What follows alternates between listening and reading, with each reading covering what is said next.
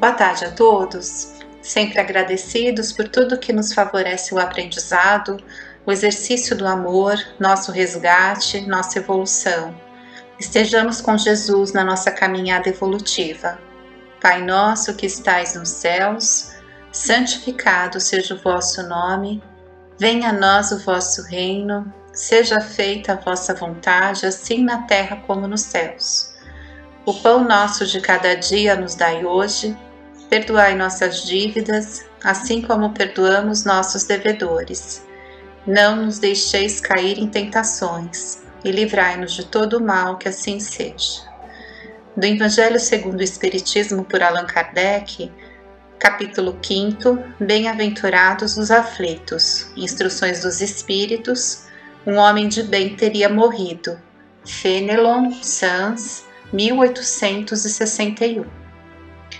Dizeis frequentemente ao falar de um malvado que escapa a um perigo: se fosse um homem de bem, teria morrido. Pois bem, ao dizer isso, estais com a verdade, porque efetivamente Deus concede muitas vezes a um espírito ainda jovem na senda do progresso uma prova mais longa que há um bom que receberá em recompensa ao seu mérito o favor de uma prova tão curta quanto possível. Assim, pois, quando empregais esse axioma, não duvideis de que estais cometendo uma blasfêmia. Se morre um homem de bem, vizinho de um malvado, apressai-vos a dizer: seria bem melhor se tivesse morrido aquele. Cometeis então grande erro, porque aquele que parte terminou sua tarefa, e o que ficou talvez nem a tenha começado. Por que então quereis que o mal não tenha tempo de acabá-la e que o outro continue preso à gleba terrena? Que diríeis de um prisioneiro que, tendo concluído a sua pena, continuasse na prisão, enquanto se desse a liberdade a outro que não tinha direito?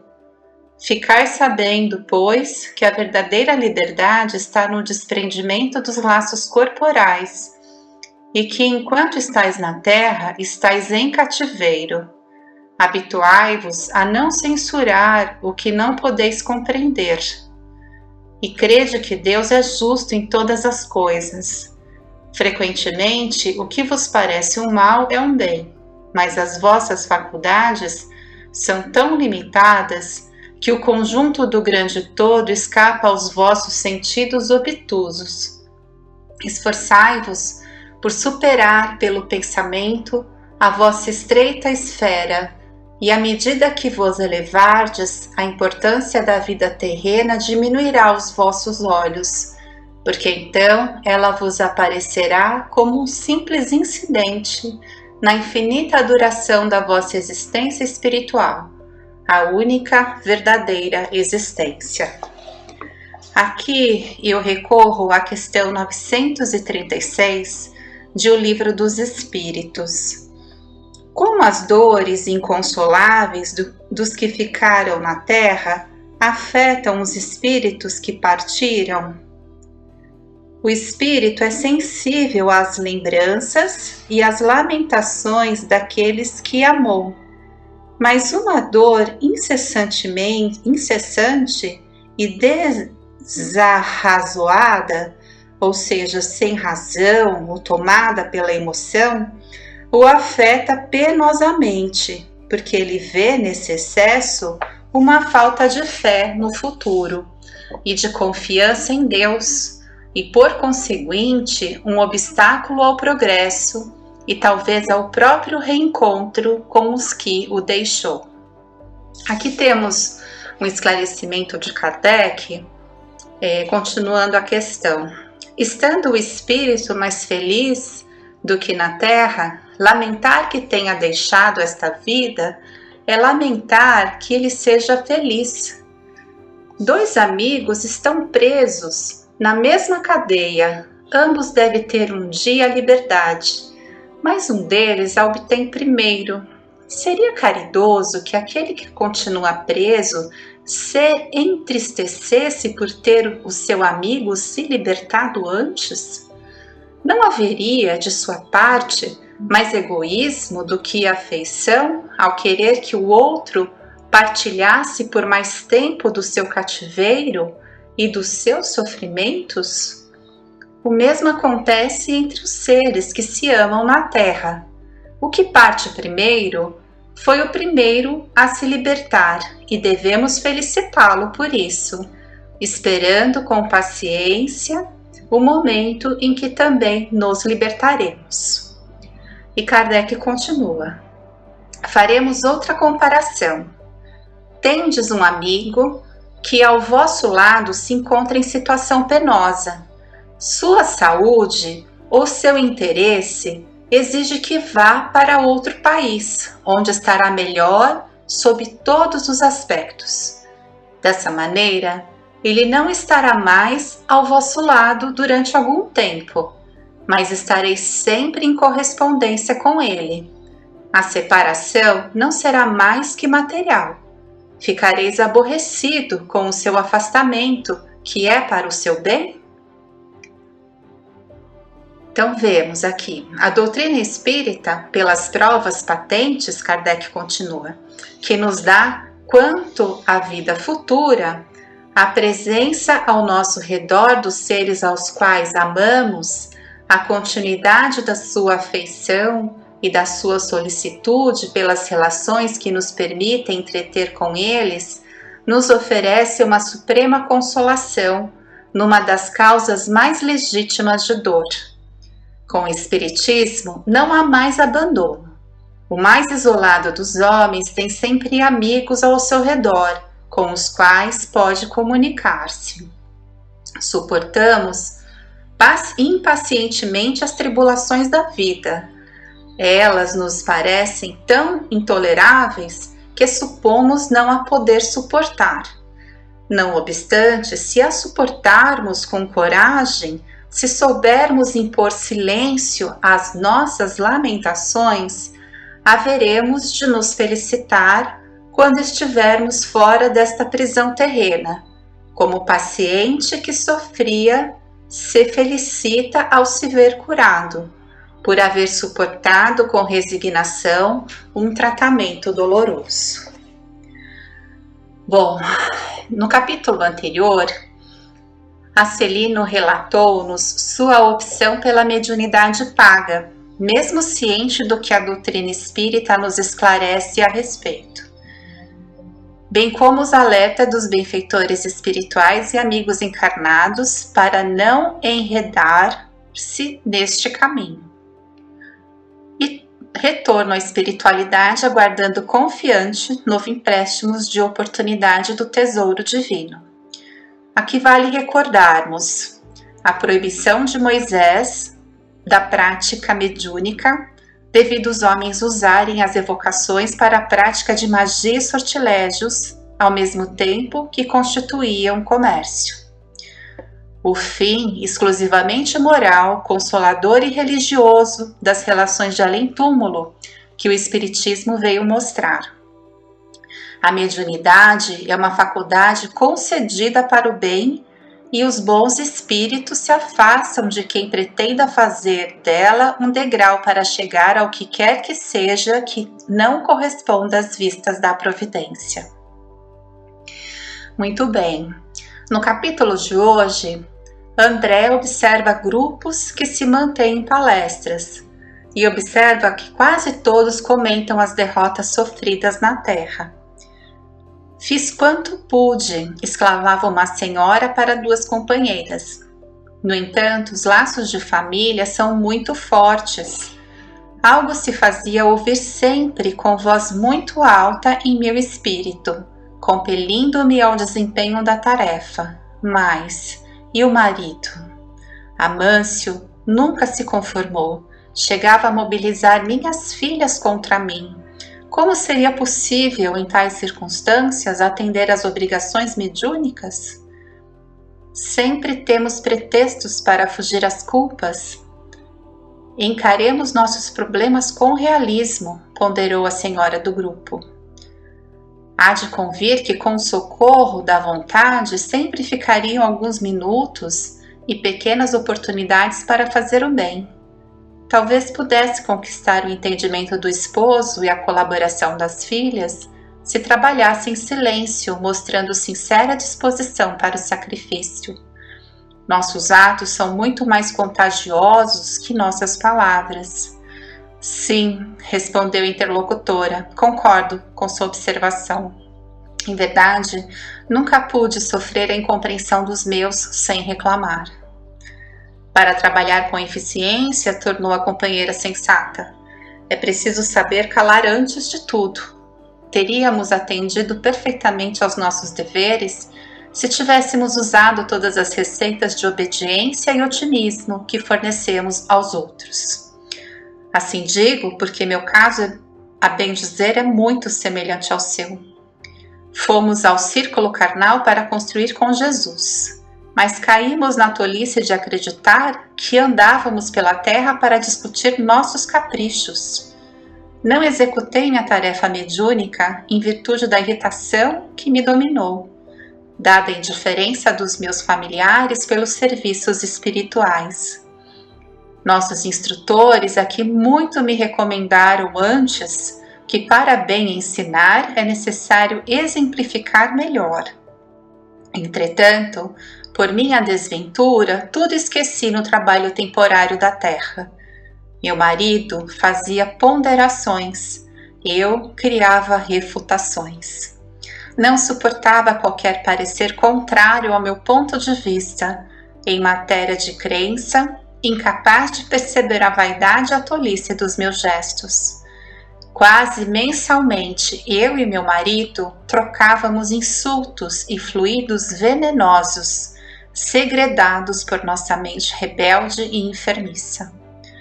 Entre os conflitos e suas consequências, passei o tempo inutilizada para qualquer trabalho de elevação espiritual. Ao lado de André e Vicente, outro grupo de senhoras conversava animadamente. Afinal, Ernestina, qual foi a causa do seu desastre? Apenas o medo, minha amiga. Tive medo de tudo e de todos. Foi meu grande mal. Preparei-me o bastante para resgatar antigos débitos e efetuar edificações novas. Contudo, não vigiei como se impunha. O chamamento ao serviço ressoou no tempo próprio, orientando-me o raciocínio a melhores esclarecimentos. Nossos instrutores me propiciavam os mais santos incentivos, mas desconfiei dos homens, dos desencarnados e até de mim mesma.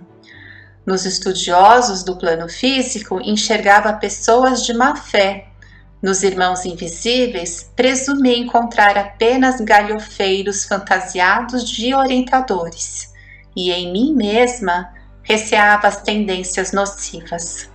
Muitos tinham-me em conta de virtuosa pelo rigorismo de minhas exigências. Todavia, no fundo, eu não passava de enferma voluntária, carregada de aflições inúteis. Foi uma grande infantilidade de sua parte, retrucou a outra. Você olvidou que na esfera carnal o maior interesse da alma é a realização de algo útil para o bem de todos, com vistas ao infinito e à eternidade? Nesse mister é indispensável contar com o assédio de todos os elementos contrários, ironias da ignorância, ataques da insensatez, sugestões inferiores da nossa própria animalidade surgirão, com certeza, no caminho de todo o trabalho fiel. São circunstâncias lógicas e fatais do serviço, porque não vamos ao mundo físico para descanso injustificável, mas para lutar pela nossa melhoria, a despeito de todo entendimento fortuito. André continuava atento às conversações em torno, para não perder o ensejo de instruir-se. Alguns cavalheiros mantinham discreta permuta de pareceres. Reconheço que fali, e muito já espiei nas regiões inferiores, mas aguardo novos recursos da providência. Faltou-lhe orientação para o caminho? Perguntava um companheiro. Explico-me, faltou-me o amparo da esposa. Enquanto a tive ao meu lado, verificava-se profundo equilíbrio em minhas forças psíquicas.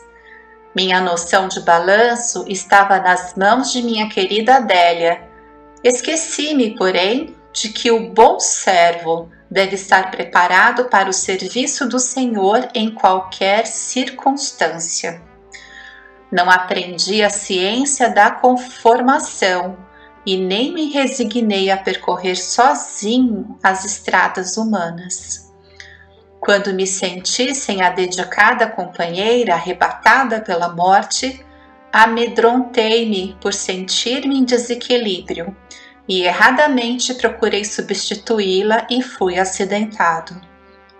Extremamente ligada a entidades malfazejas, minha segunda mulher, com os seus desvarios, arrastou-me a perversões sexuais de que nunca me supusera capaz.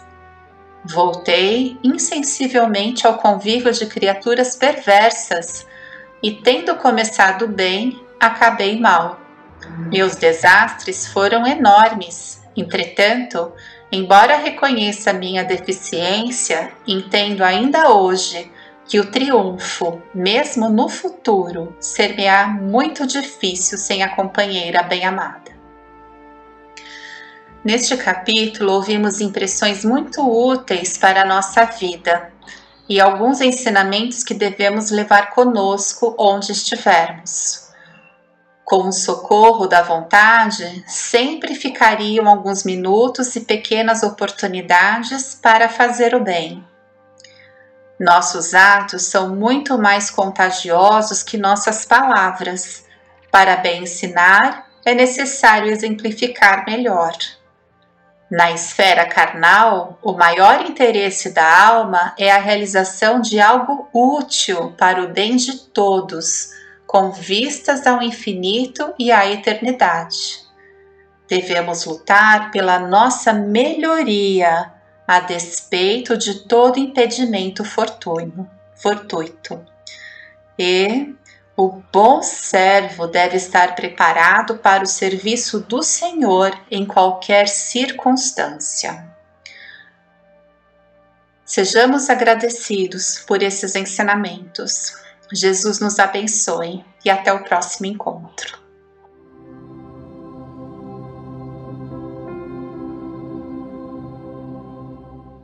Boa tarde a todos.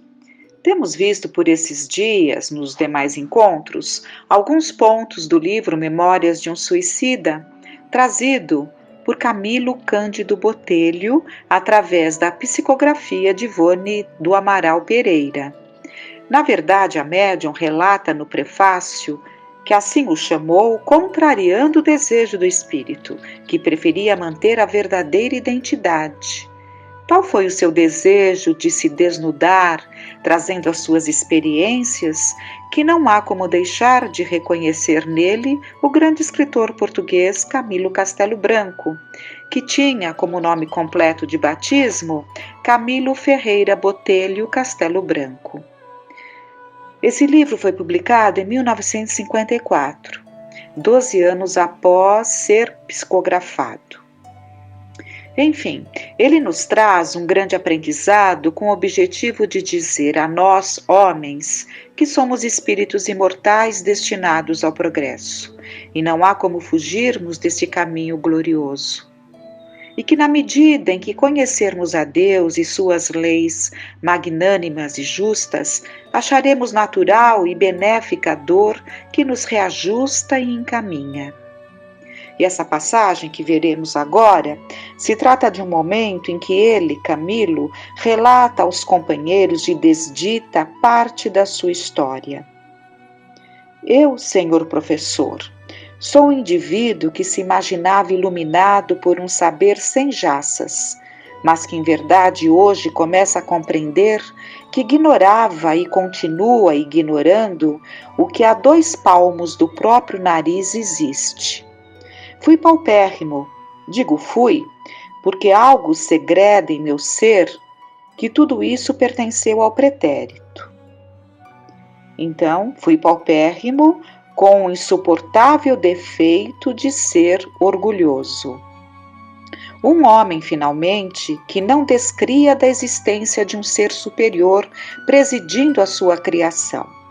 É certo, mas que, considerando uma incógnita a desafiar possibilidades humanas de lhe decifrar os enigmas, não somente deixava de associar o respeito a esse ser à sua vida, como principalmente não lhe dava quaisquer satisfações do que fazia ou pretendia para regá-lo dos próprios caprichos e paixões. Será, pois, redundância afirmar que muito sábio, tal como me julgava, arrastava a dissonante ignorância da descrença na possibilidade de existirem leis onipotentes, irremessíveis, partindo da divindade criadora e orientadora para dirigir a criação, o que me fez cometer erros gravíssimos. Sofri, e minha existência foi fértil em situações desanimadoras. A resignação nunca foi virtude a que me amoldasse o meu caráter violento e agitado por índole. A fundeza dos meus sofrimentos tornou-me irritadiço, genioso. O orgulho insulou-me na convicção de que para além de mim só existiriam valores sofríveis. Após décadas de prélios malogrados, de aspirações banidas da imaginação por irrealizáveis no campo da objetividade, de ideais decepcionados, de desejos tão justos quanto insatisfeitos, de esforços rechaçados, de energias varridas por sucessivos desapontamentos e vontades, conjugadas para o bem tornarem ao ponto de origem enfraquecidas e rotas por impiedosos insucessos, a cegueira, amigo, que atingiu meus olhos cansados, como desconcertante prêmio às lutas que de minhas forças exigiram impulsos supremos. Fiquei cego. O espectro negro da eterna escuridão estendia sobre meus olhos apavorados o seu manto de trevas que nem a ciência dos homens, nem a fé alcandorada e ingênua dos amigos que me tentavam levar à conformidade, nem os votos místicos dos corações que me amavam, as potestades celestes, seriam capazes de arredar. Descri mais das mesmas potestades. Cego, cego eu? Como viveria eu cego? Entendi que se o ente supremo de quem eu não descria até então existisse realmente, tal não se daria, porque não quereria certamente desgraçar-me. Esquecia-me de que existiam esparsos pelo mundo milhões de homens cegos, muitos em condições ainda mais prementes que a minha, e que eram todos, como eu, criaturas advindas do mesmo Deus. Descri porque entendi que se havia outros cegos, que houvesse, mas que eu não deveria ser. Era assim injustiça, uma finalidade dessa para mim. Cego era o máximo. Tão profundo quão surpreendente desespero devorava minhas vontades e minhas energias mentais, minha coragem moral, reduzindo-me à inferioridade do covarde. Eu que tão heroicamente soubera levar de vencida os abrolhos que dificultaram minha marcha para a conquista da existência, sobrepondo-me a eles, daí para diante encontrar-me-ia impossibilitado de continuar lutando. Dei-me por vencido. Cego, eu compreendia ser a minha vida como coisa que pertencesse ao pretérito, realidade que fora, mas que já não era. A obsessão fatal do suicídio entrou a fazer ronda em torno de minhas faculdades. Enamorei-me dela e lhe dei guarida com todo o abandono do meu ser desanimado e vencido. A morte atraía-me como remate honroso de uma existência que jamais curvara a cerviz à frente fosse do que fosse. A morte estendia-me os braços sedutores, falsamente mostrando as minhas concepções viciadas pela descrença em Deus, a paz do túmulo em consoladoras visões. Firmada a resolução sobre sugestões doentias, acabrunhado e a sós com a minha superlativa desgraça, insocorrido pelo sereno consolador da fé que teria suavizado a ardência do meu íntimo desespero, excitada a imaginação já de si mesma audaz e ardente, criei um romance dolorido em torno de mim mesmo e, considerando-me mártir, condenei-me sem apelação. É que tive medo e vergonha de ser cego. Matei-me no intuito de encobrir da sociedade, dos homens, dos meus inimigos, a incapacidade a que ficara reduzido. Não, ninguém se gloriaria vendo-me receber o amargo pão da compaixão alheia. Ninguém contemplaria o espetáculo humilhante para mim, de minha figura vacilante, tateando nas trevas dos meus olhos, incapacitado para a visão.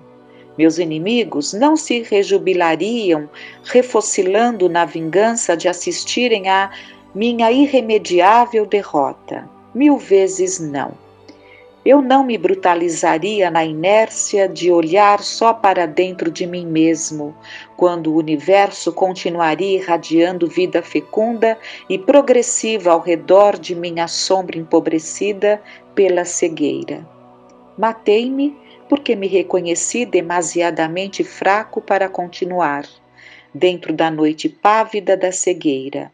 A jornada, que já enfrentada à boa luz dos olhos, fora farta de empeços e percalços. Era demais. Revoltei-me até ao âmago contra o destino que me reservara tão desconcertante surpresa e inconsolável. Permaneci sob o esmagamento da dramática ingratidão que supunha provir de Deus. Para mim, a providência, o destino, o mundo, a sociedade estavam errados todos. Só eu estava certo, exagerando a tragédia das minhas desesperanças.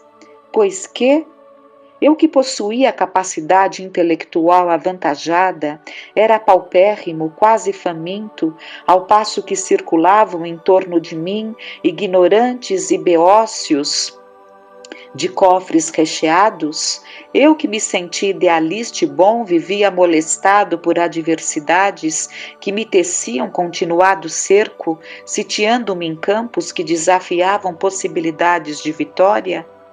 Eu, cujo coração sentimental abrasava-se em ânsias generosas e ternas de excelência quiçá sublime, a conhecer-me ininterruptamente incompreendido, incorrespondido, ferido por descasos, tanto mais amaros quanto mais extensas fossem as radiações do meu sentir.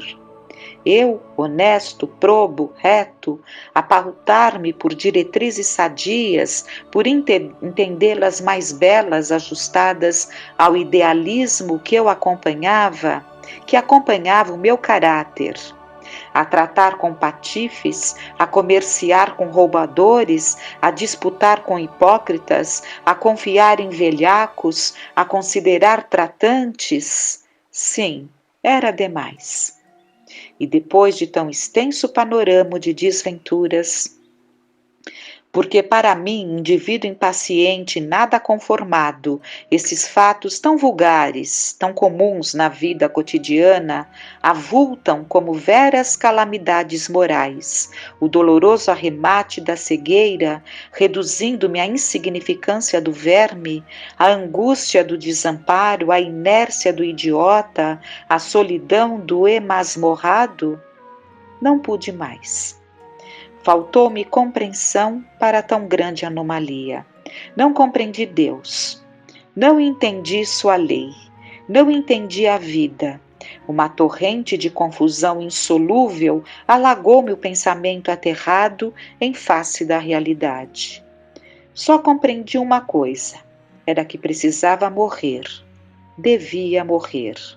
E quando uma criatura deixa de confiar no seu Deus e Criador, torna-se desgraçada. É um miserável, é um demônio, é um réprobo. Quer o abismo, procura o abismo, precipita-se no abismo. Precipitei-me. No final do livro, Camilo relata que buscou o departamento da reencarnação para ir se inteirando, inclusive participando por vontade própria das lutas que empreenderia para o resgate necessário. Então ele foi no departamento ali que definia os futuros corpos para ver junto com eles quais seriam ali as suas reais e benéficas necessidades para essa encarnação que estava por vir, essa nova encarnação, para a qual ele tinha se preparado por 50 anos no plano espiritual. Ficaria cego, então ele vê e constata e também deseja, porque estava lúcido e desejoso de reparar os seus erros, ele ficaria cego aos 40 anos e só retornaria ao plano espiritual aos 60 anos de idade, tendo, portanto, 20 anos, como ele diz, para olhar só para dentro de mim, a realizar trabalho fecundo e glorioso de autoeducação, por domar manifestações do orgulho que em meu ser não se extinguiu ainda.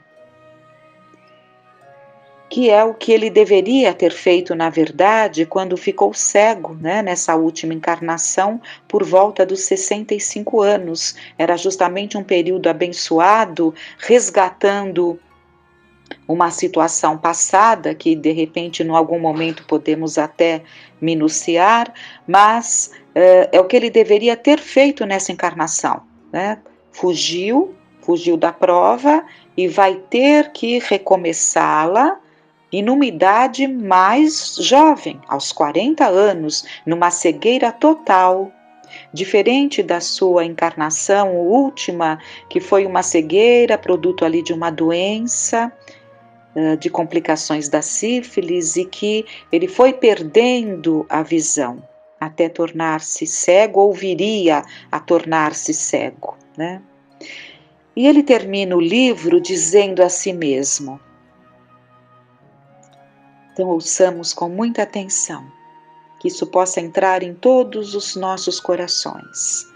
Coragem, peregrino do pecado. Volta ao ponto de partida e reconstrói o teu destino e virtualiza o teu caráter aos embates remissoros da dor educadora. Sofre e chora resignado, porque tuas lágrimas serão manancial bendito, onde se irá descedentar tua consciência sequiosa de paz. Deixa que teus pés sangrem entre os cardos e as arestas dos infortúnios das reparações terrenas. Que teu coração se despedace nas forjas da adversidade. Que tuas horas se envolvam no negro manto das desilusões, calcadas de angústias e solidão. Mas tem paciência e sê humilde, lembrando-te de que tudo isso é passageiro. Tende a se modificar com o teu reajustamento às sagradas leis que infringiste e aprende de uma vez para sempre que és imortal e que não será pelos desvios temerários do suicídio que a criatura humana encontrará o porto da verdadeira felicidade. Queira Deus, então, que esses ensinamentos falem muito alto dentro de nós e não neguemos a luz do esclarecimento a tantos que jazem nas trevas. Pensemos no bem que podemos fazer, levando o conhecimento a tantos que ainda não têm acesso. E nos aproximando do final do nosso encontro, tragamos Jesus para bem perto e ouçamos o seu convite amoroso. Eu sou o grande médico das almas e venho trazer-vos o remédio que vos há de curar. Os fracos, os sofredores e os enfermos são os meus filhos prediletos. Venho salvá-los, vinde, pois, a mim, vós que sofreis e vos achais oprimidos, e sereis aliviados e consolados. Fiquemos em paz.